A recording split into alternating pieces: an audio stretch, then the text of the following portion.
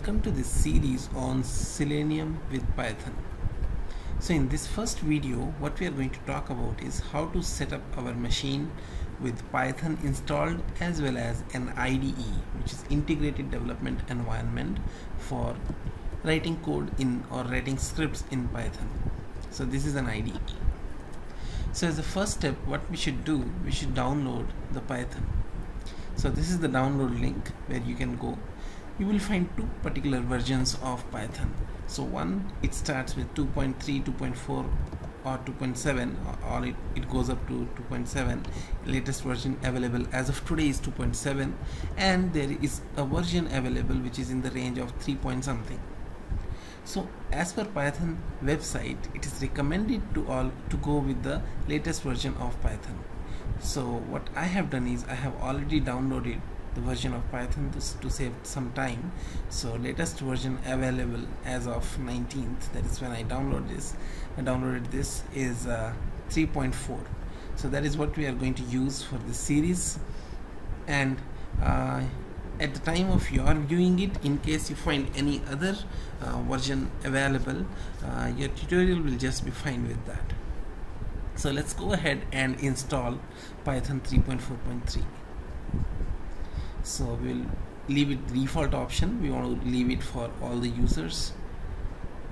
So by default it goes and installs in C directory under your root. Basically it will automatically detect what is the root for your OS, and it is creating a Python 3.4, so that means it's 3.4 version. So let's go ahead with it. So here also we don't make any changes. Whatever default it comes with, that is what we are going to install. So one more thing we can do here is add python.exe to path. So we'll select this option. So what this will do is, if we have this selected, we will be able to open any command prompt, and we can compile our scripts and run our scripts directly from the command line. So right now let me click here and say entire features, so that way it says everything is selected and we can proceed. So we say yes. So it will take some time, but it will be very quick to install.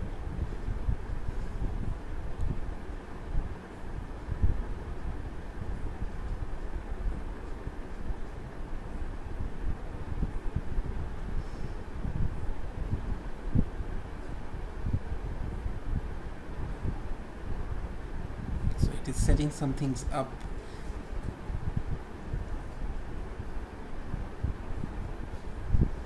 So that completes our installation for Python. And once we have installed Python, after that we can go ahead and install an IDE.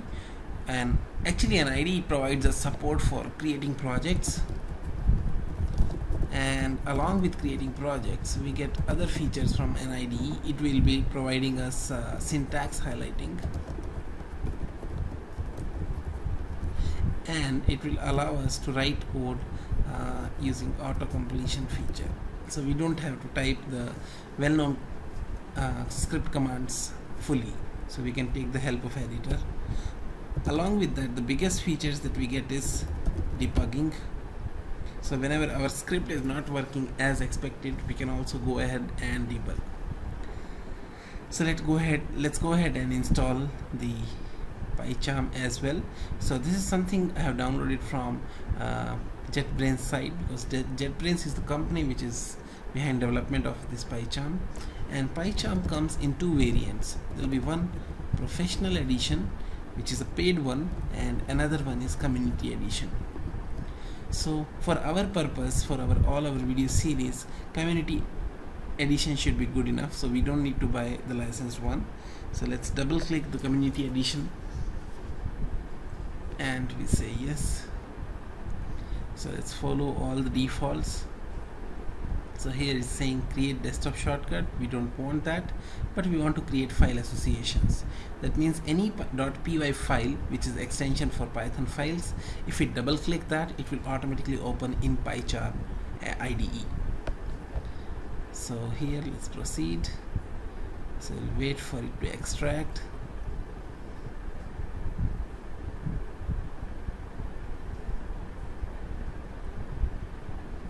and we can also see the details of what it is doing under the hood.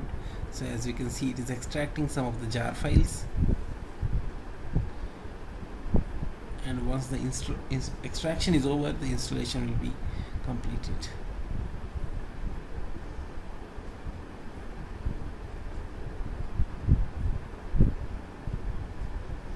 And that completes the installation. Let's click this option and try to run PyCharm for the first time and see how the interface looks like. So let me close this because we are done with the task that we wanted to do. So first time when we try to launch PyCharm, it will give us an option to import any settings in case we have been using PyCharm on some other machine from some other installation. So it allows us to customize our settings.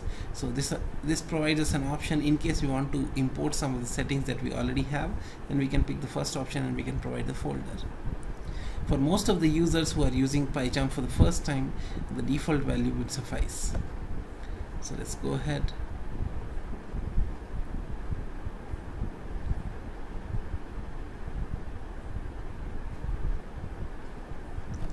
So it will ask for us to add a firewall exception, so we allow it access to that. So it's giving some options. Let's go with the defaults, and that's where we are. So we are using PyCharm Community Edition. It provides us an option to create a project or to open a project or to check out from a version control. So in case you have any project on GitHub and you want to import that, then this is the option you can use. So all GitHub projects or any local Git projects that we have, we can import. Apart from that, it has CVS supports, Mercurial support, and Subversion. So all of them are version control systems where we can keep our code and we can maintain different versions of our code. So right now let's create our first project. So when we click that, it will give a name untitled. So we can say first Python project. Rather than doing that, because I want to organize all the video series projects, so let me call it Selenium with Python, and we call it 1. So by default it has picked up that Python is installed in C Python 34 python.exe. so let's create it. So as we can see, creates a project and it opens up the IDE, and it is doing some setup because for creating a project it will create certain files on our disk. And this is the tip of the day. Right now let's close it,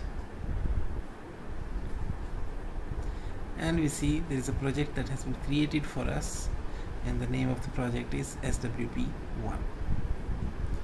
So in the next video we will see we'll be adding a file to this project and we'll be executing our Python code.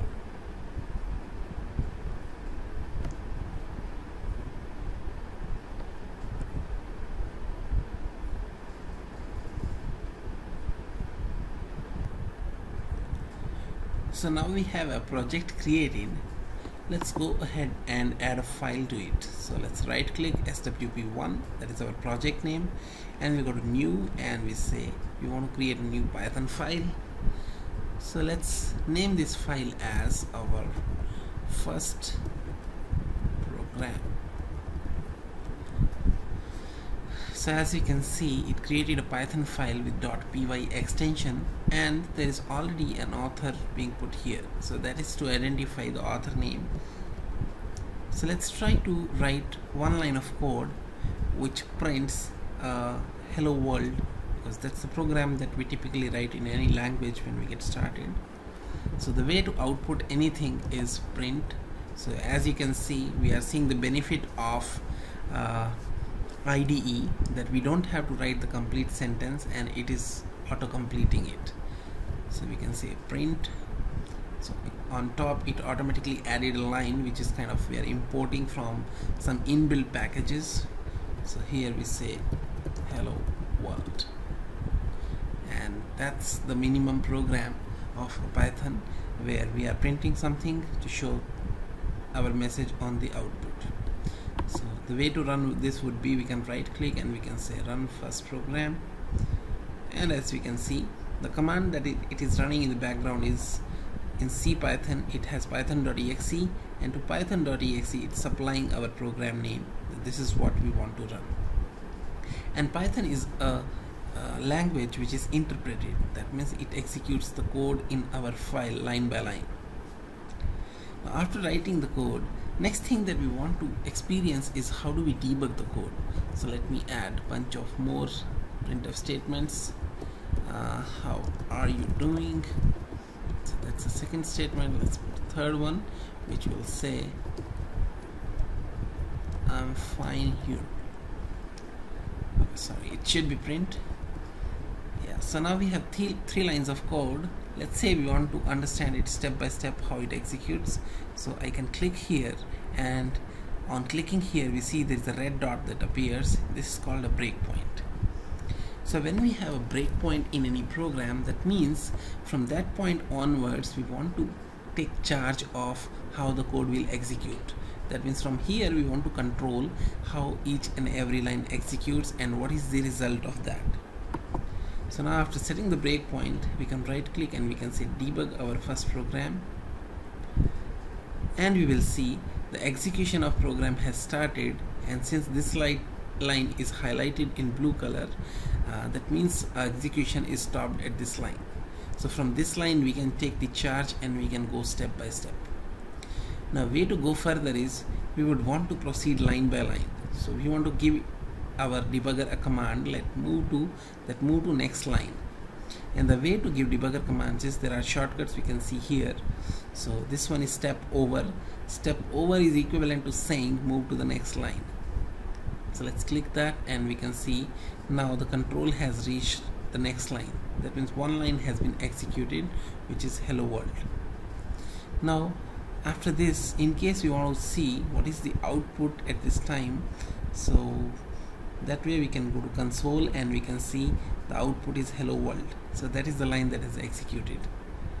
Now we want to execute current line as well. So again we say step over, and we can see on output the second line has taken effect.